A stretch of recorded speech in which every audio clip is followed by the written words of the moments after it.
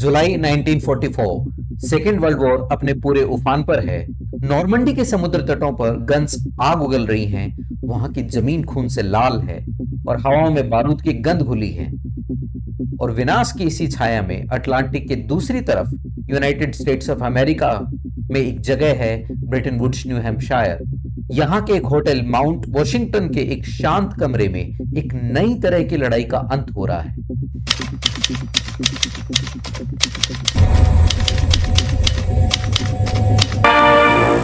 At Bretton Woods, New Hampshire, delegates from 44 allied and associate countries arrived for the opening of the United Nations Monetary and Financial Conference. यहाँ पर 44 countries के 730 delegates इस दुनिया के या planet earth के financial fate या वित्तीय नियति को तय करने जा रहे हैं। इस कमरे में सबकी नजर दो व्यक्तियों पर टिकी है। पहले हैं ब्रिटेन के इकोनॉमिस्ट जॉन मेनार्ड केन्स, जिन्हें हम respectfully father of macro economics भी कहते हैं। मेनार्ड केन्स ही पहले वो व्यक्ति हैं जिन्होंने इस दुनिया के सामने वर्ल्ड बैंक का विजन रखा। केन्स चाहते हैं कि इन फंड्स का प्रयोग दुनिया से गरीबों की गरीबी हटाने या उनकी गुर्बत को खत्म करने के लिए किया जाना चाहिए। और दूसरे इंपॉर्टेंट व्यक्ति हैं हैरी डेक्स्टर व्हाइट, जो यूनाइटेड स्टेट्स ऑफ अमेरिका के डिपार्टमेंट ऑफ ट्रेजरी के एक इंपॉर्टेंट ऑफिसर हैं। हैरी चाहते हैं कि इस इंस्टीट्यूशन का प्रयोग दुनिया भर में अमेरिकी पावर को सीमेंट करने या मजबूत करने के लिए किया जाए। इस मीटिंग का पर्पस न केवल पूरी दुनिया से वॉर का एंड करना है, बल्कि दुनिया में नष्ट हुए देशों का रिकंस्ट्रक्शन या उनका पुनर्निर्माण भी करना है, स्पेशली यूरोपियन कंट्रीज का। इस मीटिंग में दो बड़ी संस्थाएं जन्म लेती हैं। दुनिया भर की करेंसीज को स्टेबलाइज करने के लिए इंटरनेशनल मॉनेटरी फंड यानी IMF, जिसकी कहानी हम किसी और दिन सुनेंगे, यूरोप की इकोनॉमीज को रिवाइव करने, ग्रेट डिप्रेशन जैसी स्थितियों को रोकने, ताकि ऐसी स्थितियों से पैदा हुए कॉन्फ्लिक्ट्स को रोका जा सके, स्थापना की जाती है international bank of reconstruction and development यानी IBRD, जिसे आज हम वर्ल्ड बैंक के नाम से जानते हैं। आने वाले डिकेड्स में ये बैंक करोड़ों जिंदगियां बदलने वाला है, कई देशों की तकदीर लिखने वाला है और फियर्स डिबेट्स को जन्म देने वाला है, जिसमें लोग ये पूछने वाले हैं ये इंस्टीट्यूशन हीरो है या विलन।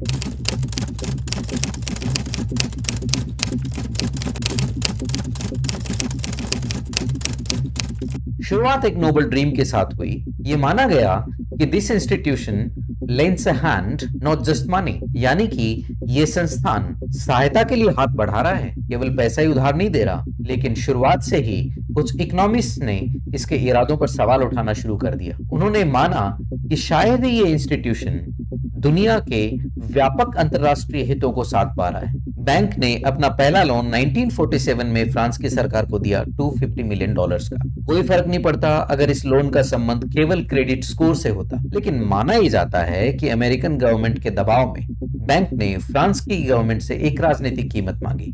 बैंक ने शर्त रखी कि फ्रांस की सरकार अपनी कोalition गवर्नमेंट से कम्युनिस्ट को बाहर का रास्ता दिखाए। फ्रांस की सरकार झुकती है, कम्युनिस्ट को बाहर का रास्ता दिखाती है, लोन अप्रूव हो जाता है, लेकिन यहां से एक नई नजीर या एक नई मिसाल कायम हो जाती है, that money comes with mandates, यानी पैसा कुछ शर्तिया आदेशों के साथ आता है जिसे आप टाल नहीं सकते।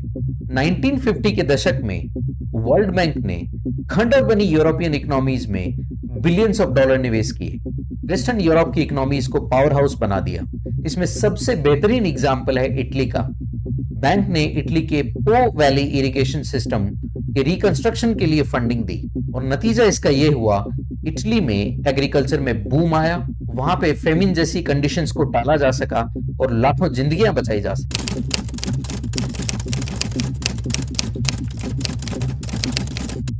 नाइनटीन 1960s के डिकेड में बैंक अपने एडोलेसेंस स्टेज यानी किशोरावस्था में प्रवेश कर चुका है। इस डिकेड के दौरान बैंक एक कंजर्वेटिव इंफ्रास्ट्रक्चर डेवलपमेंट लेंडर है। वो कंप्लीटली यूरोप के डेवलपमेंट और रिकंस्ट्रक्शन पर फोकस्ड है, लेकिन दुनिया भर में एक डेवलपमेंट एजेंसी के रूप में अपने आप को स्थापित कर चुका है। 1960s के दौर में जो सबसे इंपॉर्टेंट घटना घटती है वो है IDA का गठन, यानी इंटरनेशनल डेवलपमेंट एसोसिएशन का गठन। 1960s से पहले IBRD यानी international bank of reconstruction and development loans strictly commercial terms पर देता है, जिसको एशिया और अफ्रीका के देश अफोर्ड नहीं कर सकते। वो इतने गरीब हैं कि वो इतनी ऊंची ब्याज दरों पर लोन नहीं ले सकते। ये सभी के सभी कंट्रीज अभी अभी इंडिपेंडेंट हुए हैं, स्वतंत्र हुए हैं।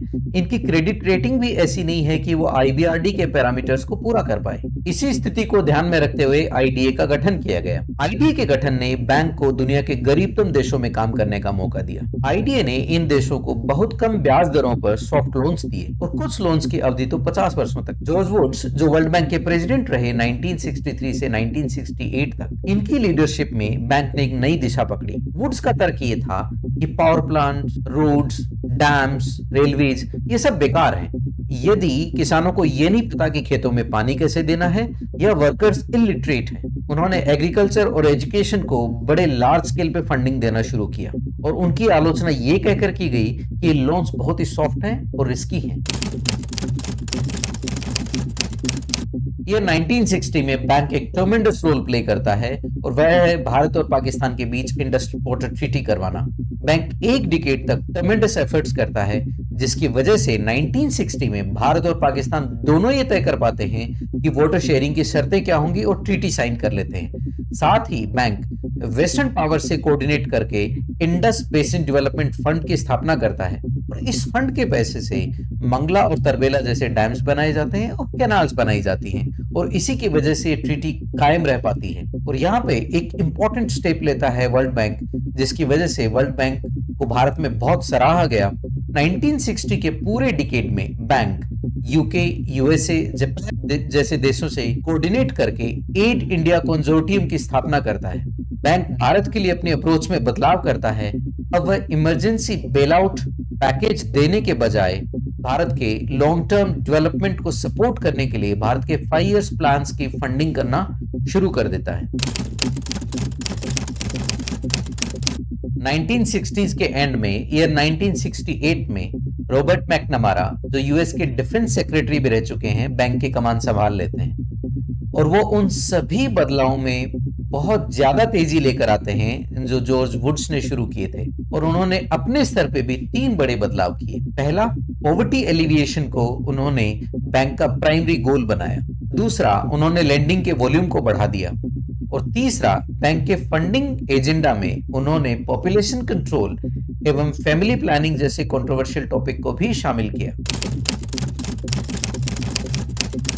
1968 से लेकर 1981 तक रॉबर्ट मैकनमारा की लीडरशिप में बैंक की स्ट्रेटेजी में एक बहुत बड़ा परिवर्तन आता है।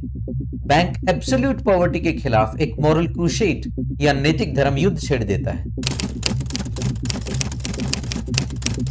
जगह है नैरोबी, केन्या, ईयर है 1973।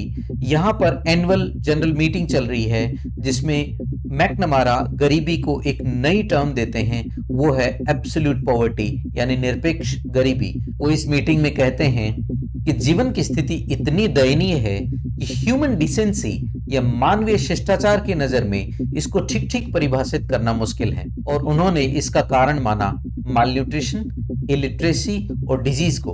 उनका तर्क था कि केवल आर्थिक प्रगति का कोई अर्थ नहीं है यदि वह गरीबतम लोगों तक नहीं पहुंचती है। उन्होंने कहा कि हम बड़े प्रोजेक्ट्स के इकोनॉमिक इफेक्ट्स को ट्रिकल डाउन होकर गरीबों तक पहुंचने का इंतजार नहीं कर सकते और बैंक ने यहां से बेसिक नीड्स स्ट्रेटेजी के तहत उन सेक्टर्स को फंड करना शुरू किया जिन्हें पहले इग्नोर किया जा रहा था। इसके तहत उन्होंने फर्टिलाइजर्स प्रोजेक्ट और रूरल क्रेडिट स्कीम्स के तहत छोटे फार्मर्स को फंड करना शुरू किया। बैंक का तर्क था कि किसी भी मॉडर्न इकोनॉमी को ऐसे वर्कर्स रन नहीं कर सकते जो कमजोर हैं, बीमार हैं, इलिटरेट हैं। इसलिए उन्होंने सोशल सेक्टर को हेवीली फंड करना शुरू किया। इसके साथ ही उन्होंने स्लम्स पर बुलडोजर चलवाने के बजाय वहां पर साफ पानी, सीवेज एवं सैनिटेशन जैसी फैसिलिटीज को साइट्स एंड सर्विसेज प्रोजेक्ट के तहत फंडिंग देना शुरू किया।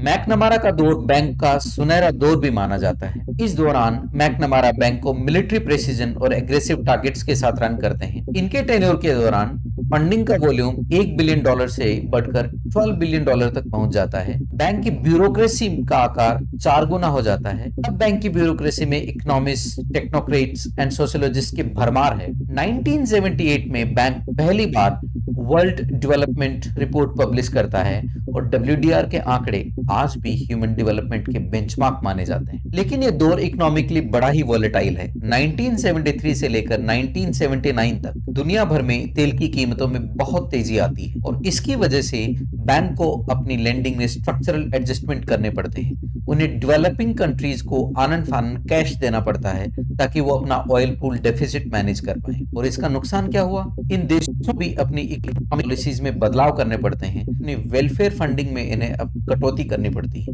और यही स्थिति आगे चलकर 1980s की कंट्रोवर्शियल पॉलिसीज का कारण बनती है। 1980s के दौर में बैंक को बिल्डर की भूमिका छोड़कर पुलिसमैन की भूमिका यानी थानेदार की भूमिका में आना पड़ता है। कारण वर्ल्ड बैंकिंग सिस्टम को कोलैप्स होने से बचाने के प्रयास। सुनहरे दिनों का अंत आता है 1982 में, जब मैक्सिको हाथ खड़े कर देता है कि वो लोन्स को रिपे नहीं कर सकता। 1970s में सिटी बैंक जैसे बड़े कमर्शियल बैंक्स ने दुनिया भर के डेवलपिंग कंट्रीज को बिलियंस ऑफ डॉलर्स लोन दिया। अब 1980s में लगता है वॉल्कर शॉक। अब वॉल्कर शॉक क्या है? पॉल वॉल्कर, जो इस समय फेडरल रिजर्व के चीफ हैं, वो ब्याज दरें बढ़ा देते हैं क्योंकि उन्हें यूएसए में इन्फ्लेशन को कंट्रोल करना है। और जो थोड़ी बहुत भी इकोनॉमिक्स जानता है वो ये जानता है कि जब ब्याज दरें बढ़ती हैं तो लोन्स महंगे हो जाते हैं, ईएमआईज बढ़ जाती हैं, इसकी वजह से लोन डिफॉल्ट के चांसेस बढ़ जाते हैं।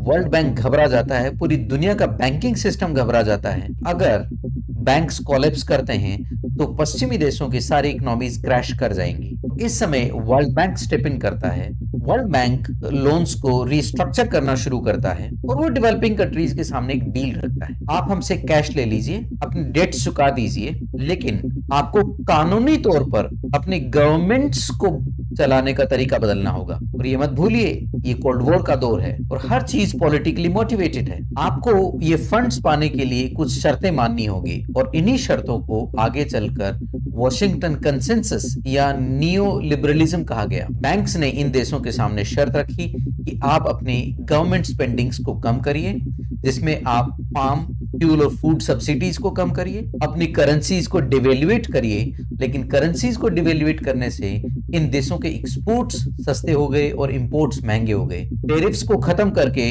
फॉरेन गुड्स के लिए अपने मार्केट्स को ओपन करिए। और इन देशों ने अपने ही हाथों से अपने दुर्भाग्य की दास्तान लिख ली, जिसे आज भी ये देश भुगत रहे हैं। 1981 में वर्ल्ड बैंक ने एक रिपोर्ट पब्लिश की जिसे कहा जाता है बर्ग रिपोर्ट। इस रिपोर्ट का टाइटल था एक्सेलरेटेड डेवलपमेंट ऑफ सब सहारन अफ्रीका। इस रिपोर्ट से पहले ही माना जाता था कि सब सहारन अफ्रीकन कंट्रीज की गरीबी के पीछे कॉलोनियलिज्म का हाथ है।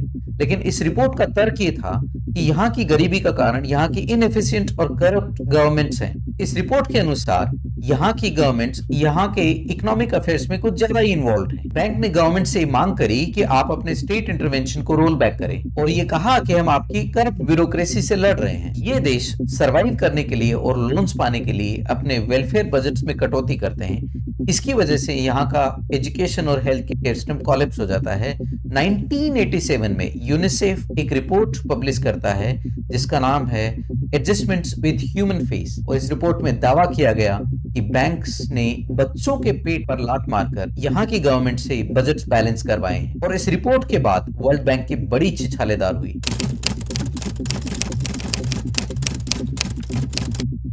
1980s का दौर बैंक के इकोनॉमिक्स की एरोगेंस का दौर था। यह इकोनॉमिक्स की इंटेलेक्चुअल फेलियर थी। इस दौर में बैंक ने लोकल इकोनॉमिक रियलिटीज को इग्नोर किया। घाना जैसी एग्रेरियन इकोनॉमी के लिए भी वही शर्तें रखी जो ब्राजील जैसी एक इंडस्ट्रियल पावर हाउस इकोनॉमी के लिए। नतीजा, ज्यादातर अफ्रीकन और लैटिन अमेरिकन इकोनॉमीज स्टॉल हो गई और अंत में सिकुड़ गई।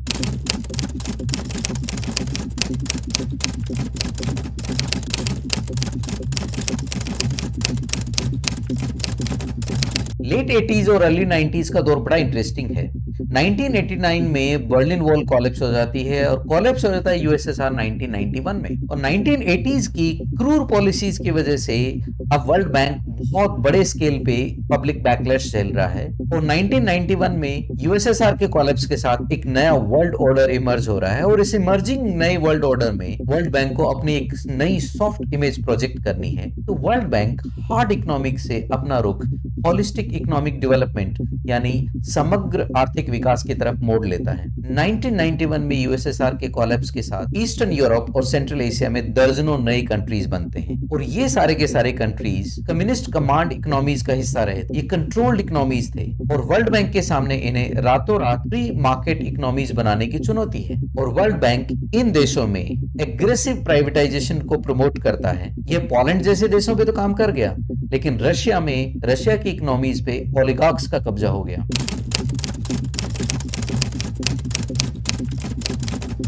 मिड 1990s आते आते ये स्पष्ट हो गया कि अफ्रीकन कंट्रीज 1980s के डेट्स को रिपे नहीं कर पाएंगे।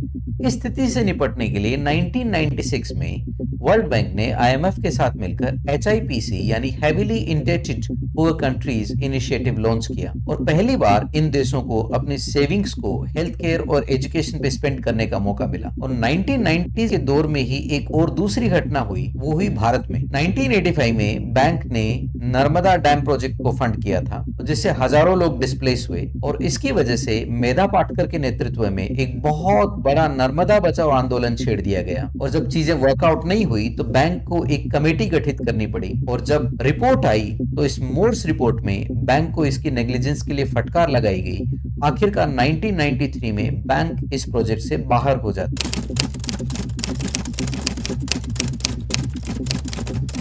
लेट 1990s में बैंक को अपने चीफ इकोनॉमिस्ट जोसेफ स्टिग्लिट्ज की क्रिटिसिज्म का सामना करना पड़ा। उन्होंने 1980s के दौर के वॉशिंगटन कंसेंसस को हेवीली और ओपनली क्रिटिसाइज करना शुरू कर दिया। उनका कहना था कि डेवलपिंग कंट्रीज को अपनी इकोनॉमीज को तेजी से खोलने के लिए मजबूर नहीं किया जाना चाहिए और उनके भविष्यवाणी तब सच साबित हुई जब 1997 में साउथ ईस्टर्न इकोनॉमीज कोलैप्स कर जाती हैं।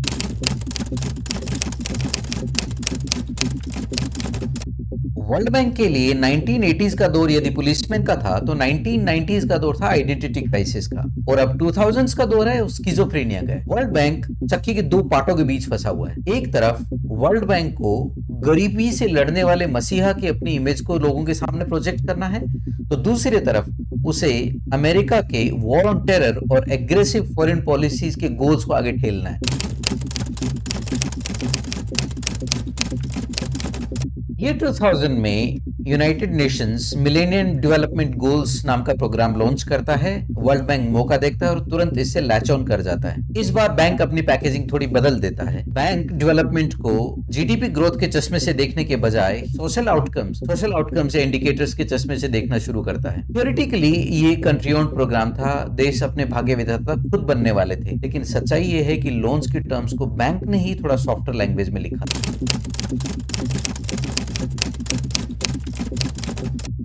बैंक उस समय शॉक में आ जाता है जब 2005 में अमेरिकी राष्ट्रपति George W Bush Iraq war के आर्किटेक्ट पॉल वुल्फोविट्ज को वर्ल्ड बैंक की कमान सौंप देते हैं और वुल्फोविट्ज बैंक की लेंडिंग को गुड गवर्नेंस और फाइट अगेंस्ट करप्शन की आड़ लेकर यूएस के वॉर ऑन टेरर के एफर्ट के साथ अलाइन कर देते हैं। उस समय के क्रिटिक्स और समीक्षक के आरोप लगाते हैं कि वुल्फोविट्ज से इन मुद्दों को उन देशों की फंडिंग रोकने के लिए इस्तेमाल किया जिन्हें यूएस नापसंद करता है। ये 2007 में पॉल वुल्फोविट्ज को अपने पद से इस्तीफा देने के लिए मजबूर होना पड़ता है। कारण उन्हीं के ऑफिस में काम करने वाली उनकी रोमांटिक पार्टनर की तनख्वाह उन्होंने कई गुना बढ़ा दी। बैंक अपनी मॉरल अथॉरिटी खो देता है।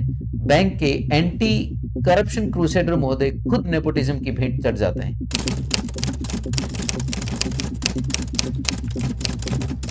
पूरी दुनिया जब वर्ल्ड बैंक के एक एक मूव, उसके एक एक एड और फंडिंग पे नजर गड़ाए बैठी है, उस समय बैंक के इकोनॉमिस्ट ने एक रिपोर्ट पब्लिश की या एक रिपोर्ट शुरू की जिसका नाम दिया गया डूइंग बिजनेस रिपोर्ट। और यह रिपोर्ट आगे चलकर इस डिकेड के सबसे कंट्रोवर्शियल टूल साबित होने वाली है।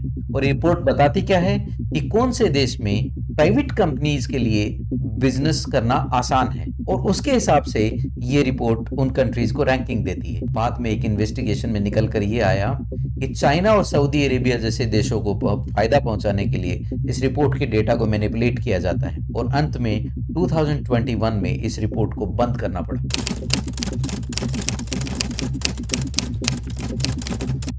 G8 और वर्ल्ड बैंक जो डिकेड से इस वहम में है कि वो 90s 80s के लोन्स को रिकवर कर सकते हैं, वो 2005 आते आते हार मान लेते हैं और वो MDRI लॉन्च करते हैं, यानी मल्टीलेटरल डेट रिलीफ इनिशिएटिव। और वो अफ्रीकन कंट्रीज को ये कहते हैं कि हम मानते हैं कि आप पे नहीं कर सकते, हमें पैसा देना ही नहीं चाहिए था।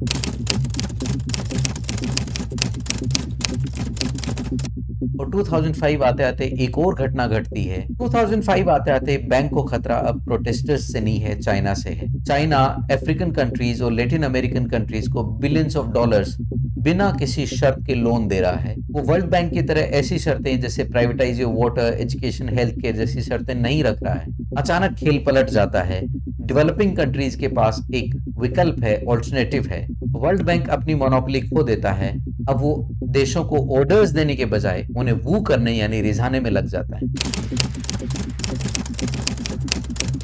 2000s का दौर यदि स्किज़ोफ्रेनिया का है तो 2010s का दौर फायर फाइटिंग का है। पिछले 15 सालों से बैंक एक के बाद दूसरी आग बुझाने में व्यस्त है। कभी वॉर्स, कभी फाइनेंशियल क्राइसिस, कभी क्लाइमेट चेंज तो कभी पैंडेमिक्स। साथ में ही बैंक ये भी सिद्ध करने की कोशिश कर रहा है कि गवर्नमेंट्स को फंड करने वाला ओल्ड मॉडल उस दुनिया में अभी भी कारगर है जिस दुनिया में प्राइवेट कैश की भरमार है।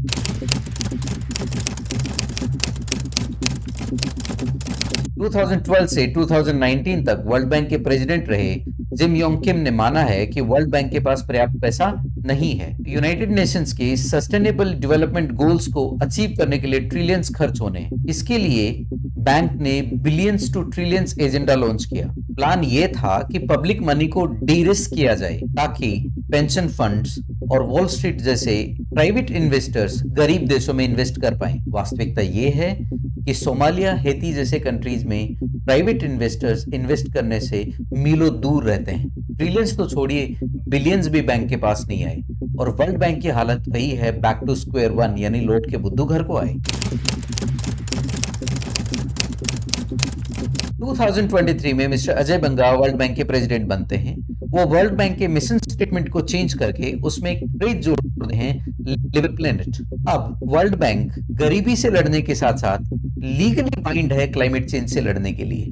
वो वर्ल्ड बैंक को ऐसा इंस्टीट्यूशन बनाने में जुटे हैं जो कम ब्यूरोक्रेटिक हो, एजाइल हो, क्विक हो। बैंक के सामने चुनौती ये है कि ग्लोबल साउथ के देश गुस्से में हैं। कंट्री जैसे ब्राजील, इंडिया, साउथ अफ्रीका, उनका डर यह है कि बैंक उनके रोड्स और बड़े पावर प्लांट जैसे प्रोजेक्ट्स की फंडिंग को रोककर उन्हें ग्रीन प्रोजेक्ट्स पे स्पेंड करने के लिए बाध्य करेगा, जो वेस्टर्न वर्ल्ड के क्लाइमेट गोल्स को फायदा पहुंचाएगा। आज वर्ल्ड बैंक एक ऐसा इंस्टीट्यूशन बन चुका है जो अपने आप से ही लड़ रहा है। क्या आपको लगता है कि world bank American foreign policy का एक टूल है या गरीबी से लड़ने की एकमात्र होप? कमेंट करके जरूर बताइए। Thank you very much. May God bless you all. नमस्कार।